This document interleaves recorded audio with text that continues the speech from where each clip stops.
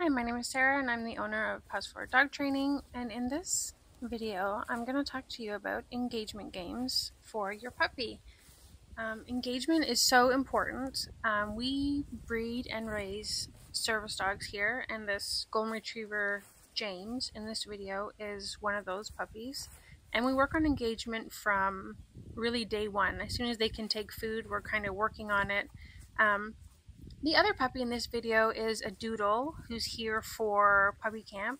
He's only been here for a few days. He's 13 weeks old. So I just wanted to do a comparison of how to kind of start out some of these games and how to make them more difficult for dogs that you've been previously practicing with this. So the first thing you need to do is plan your session. The goal of this is you want your dog to make the choice to disengage from the environment and engage with you. And this is going to make everything easier with your dog. It's going to make training easier, but it's just going to make your day-to-day life so much easier with your dog. You want to do this when your dog is hungry. You need a hungry dog to have that motivation. Food drive is highest in puppies, so you really want to capitalize on that with your puppy and take advantage of that extra food drive.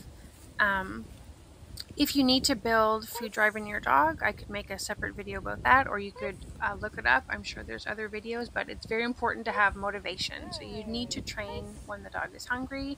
And you don't want to let the dog get too heavily rewarded by the environment when you're practicing this.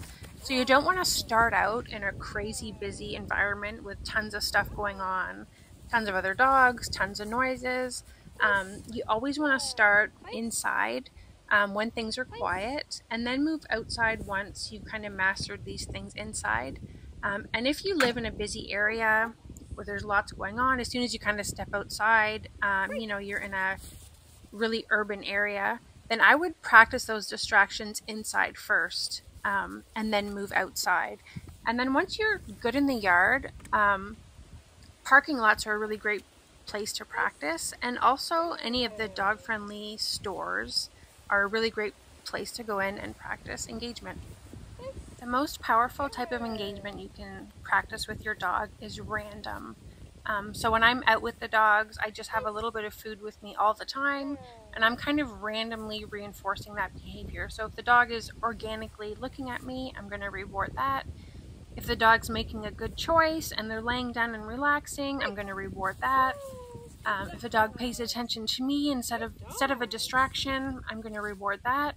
The only time you really don't want to reward is when your dog is engaging with the environment. So if they're sniffing or they're distracted by something and watching something, that's not when you want to reward. You want to reward when the attention is on you. And you can also insert cues, which is what I'm doing actually in the background of this video as I was practicing place with the dogs. So I was kind of luring them onto place and just introducing the word as they're sitting there, and then introducing a release command at the same time. So you can introduce cues this way, and you can also use marker words like yes or good. This is a great way to introduce that, and it's also a great way to introduce your puppy's name. So the little Doodle Hank, his first video is about to start. So this is the first thing that we're kind of working on. I did do some of this with him yesterday, so this is just a continuation of that. He's a good little dog. He's a spunky little dog, and he really likes to play, so it can be distracting for him. So here I'm just kind of calling him over. When he comes over, I'm giving him something. So don't be afraid to use your voice to entice the puppies. I'm not going to do that with James, the older puppy, because I don't want to really entice him. But with the little puppies, or when they're just starting, you can. So here I have my peanut butter on a spoon, and I'm just asking him to sit, and I'm putting my hands out to the side so that peanut butter is going out to the side. And then as soon as he looks at me, I'm saying yes, and I'm giving him a lick of the peanut butter. There, he's pretty distracted by what was going on yet, but there we go. Yes, good boy. Give him a little lick. And you can say something or nothing. Really, it's just the reward for looking. You can add the cue to add power to that cue, but you don't have to. Good boy. So this is James, and we're going to practice the same thing. I have actual treats for James. I'm just having them in both hands, showing him the food, and then putting my hands out to each side.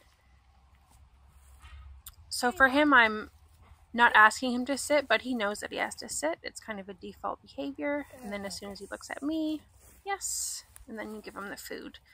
He doesn't even look at the food anymore in the hands. He just looks at me the entire time, which is exactly what you want.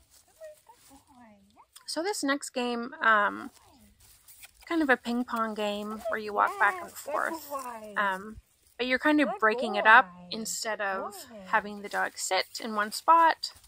You're kind of moving away from the dog. And here with Hank, I'm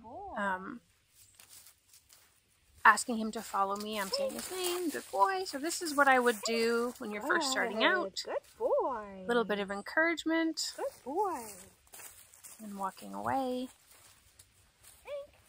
Yes, good boy. Encouraging him to follow, and then when he does, he gets a reward. Now if he just ran off and started playing, that would be fine. Good boy. Good boy. So here we are doing the same game with James. Just walking away. So for James, I'm going to ask a little bit more. He's been doing this a lot longer than Hank has. So my expectation is going to be that he'll sit in front of me, which he's doing a great job of doing. You can tell that he's done this before. He's just following me, sitting in front of me.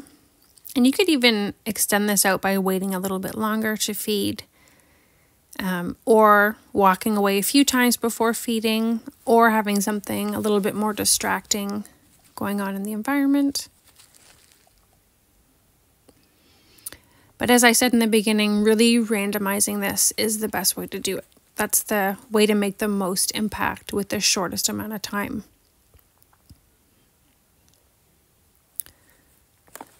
So this next video is just something that I do with the service dogs, kind of an orientation thing, but this is difficult for most dogs because I'm still standing close. I'm just not facing them.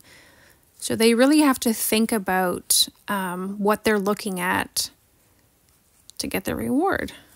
But he's doing it. So if your dog's already really good at this, give this a try, and thanks for watching.